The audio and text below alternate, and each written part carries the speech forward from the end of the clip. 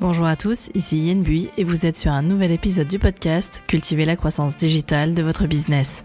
Dans ce podcast, j'accompagne les hébergeurs touristiques, professionnels mais aussi particuliers pour booster leur visibilité en ligne et ainsi augmenter leur taux de réservation.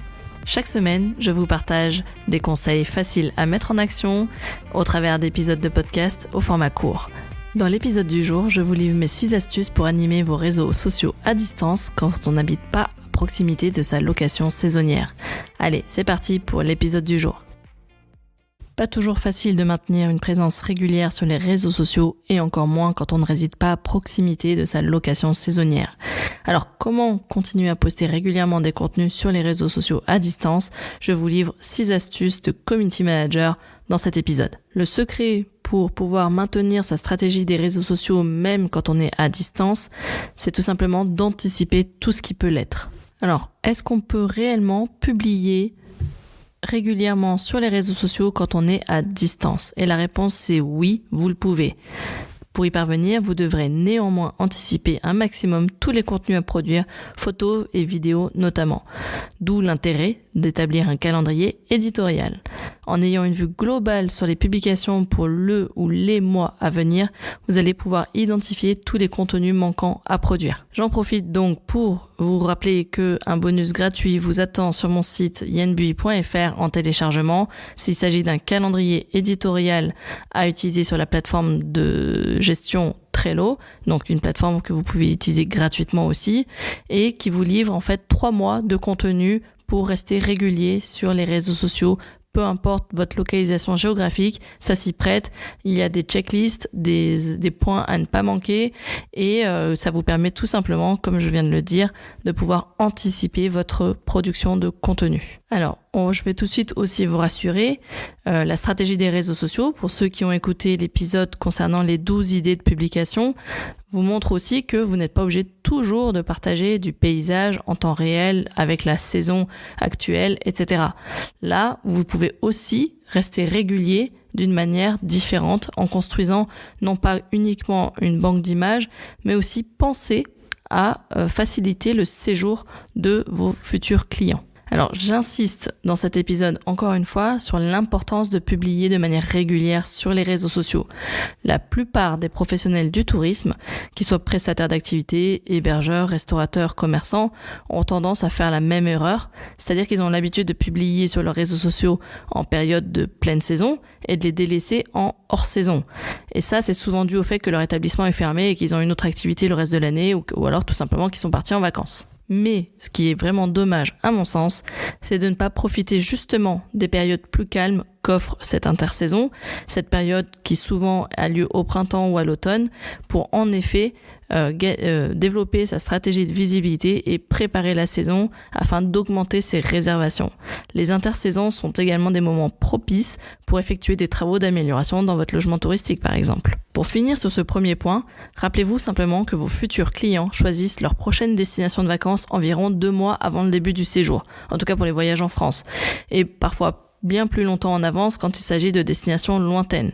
Là, je ne parle pas ici des réservations de dernière minute, bien entendu. Donc, on va partir du principe que vos futurs clients, en tout cas vos clients potentiels qui souhaitent réserver leur séjour pour cet été, vont en fait commencer leur recherche au printemps. Et si vous êtes absent des réseaux au printemps, ils vont tout simplement pas vous voir. Et ça, c'est vraiment dommage.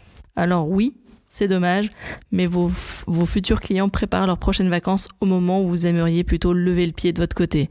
Donc, il faut redoubler d'astuces et d'anticipation pour les attirer, même en étant à distance. Alors, entrons maintenant dans le vif du sujet avec ces fameuses 6 astuces pour publier régulièrement en étant à distance.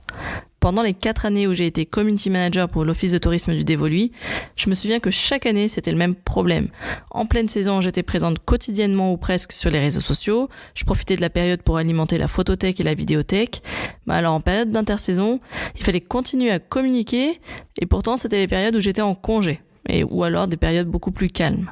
Pour parvenir à maintenir une présence régulière sur les réseaux sociaux, même quand j'étais en congé, voici les astuces que j'ai mises en place pour être efficace. Astuce numéro 1, utilisez les webcams disponibles sur le site de l'Office de tourisme. Aujourd'hui, la grande majorité des destinations touristiques sont équipées de webcams actives toute l'année et les images produites sont de plus en plus de grande qualité. Vous pouvez généralement télécharger les images en libre accès. Il y a même une fonctionnalité qui est génialissime, c'est-à-dire que vous pouvez retourner sur des captures d'images de jours précédents, heure par heure, voire quart d'heure par quart d'heure. Et ça, c'est intéressant. Pourquoi ? C'est tout simplement si vous souhaitez aller récupérer un lever de soleil ou un coucher de soleil par exemple, ou une chute de neige, ou tout autre événement climatique qu'une webcam aurait pu enregistrer et sauvegarder. Alors mon conseil d'utilisation, je vous recommande de ne pas abuser des photos provenant des webcams.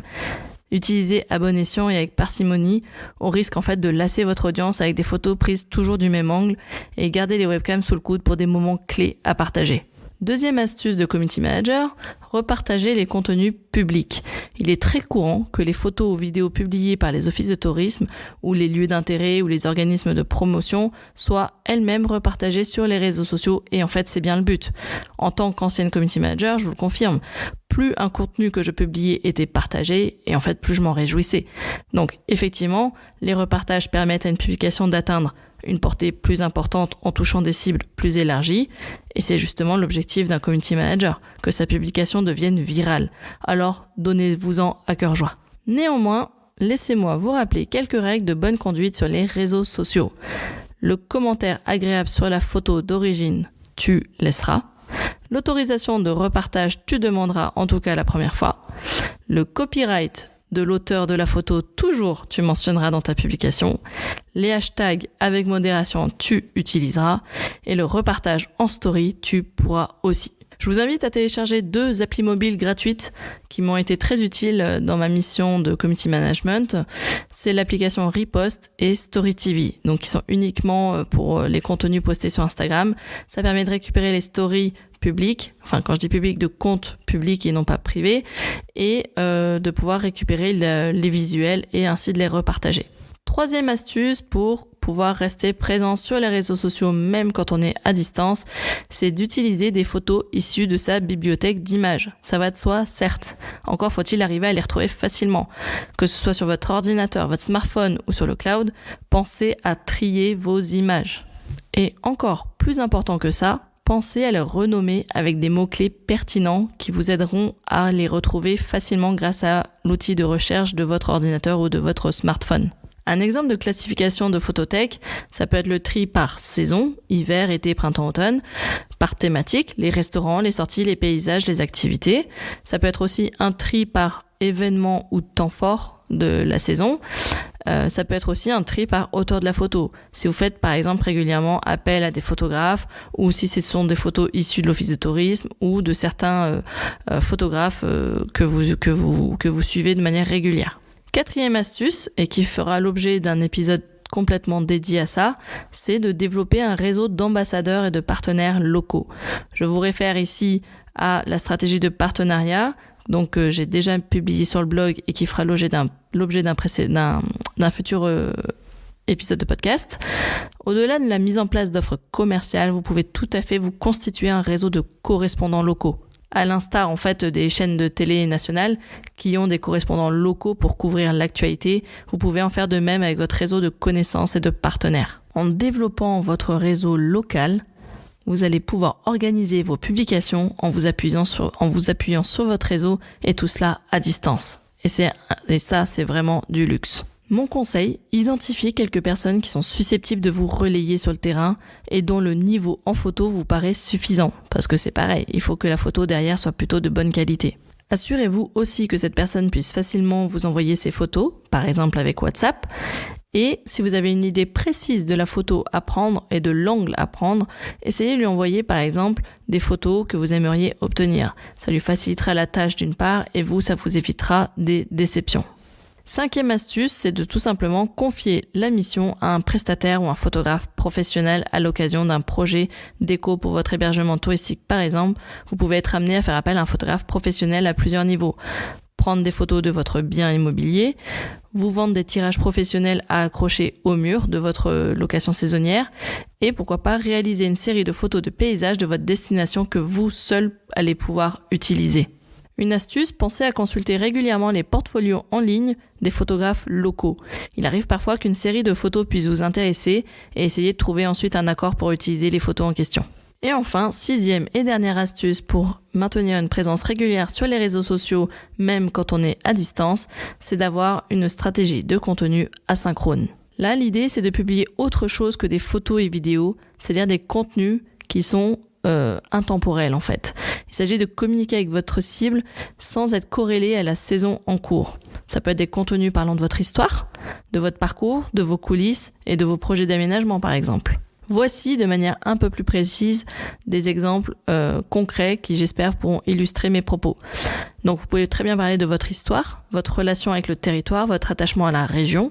Vous pouvez parler de vos coulisses, raconter à votre audience les coulisses de la création de votre petit nid, les bons comme les mauvais souvenirs, les embûches que vous avez rencontrées dans votre projet. Vous pouvez tout simplement aussi parler et partager vos coups de cœur déco, vos derniers achats, vos envies de déco, vos projets d'aménagement et pourquoi pas sonder la communauté du coup pour avoir leur avis. Pourquoi pas partager vos recettes préférées, partager des recettes qui seraient faciles à réaliser chez vous dans votre location saisonnière en montrant justement que tout est disponible sur place. Je pense à des crêpières, des machines à raclette, ce genre d'outils et d'appareils électroménagers qui permet en fait de partager un moment convivial. Et pourquoi pas, si vous avez mis en place un coin détente où vous avez laissé des livres personnels, des CD, de quoi écouter de la musique, etc.